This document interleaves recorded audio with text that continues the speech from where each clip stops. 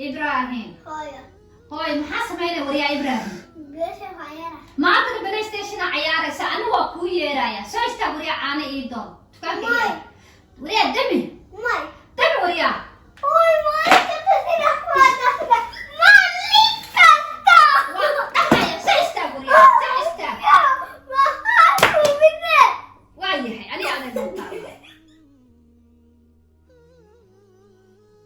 إبراهيم هايا هاي مع محاسب هنا سا بيش عيارة هاي تكان كهرباينا إي أدعانا إي سو قدت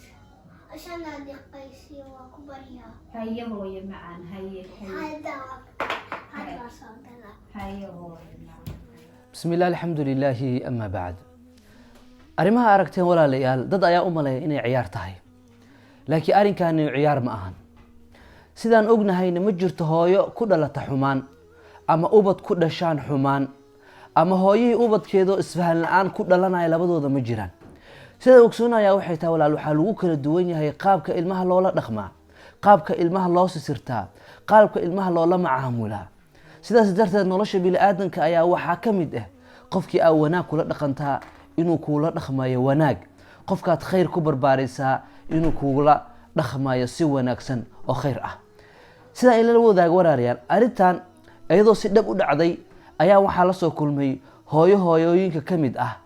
ubadkeeda isfahmi waayeen mar walba playstation ayuu ciyaaraa ima maqlo ima dhagaysto wuu igu hadal celiyaa maalmaha ka mid markaan u tagay hooyadii oo aan gurigeedii tagay oo aan wiilkii la kulmay waxaa meesha iiga soo baxday qaladka inuusan hooyada ahayn wiilkana ahayn ay ahayd bas habdhaqanka ay labada iskula dhaqmayeen wiilkii markaan la hadlay oo la yara sheekaystay waxaa ii soo baxday habdhaqanka ay hooyada kula dhaqmaysay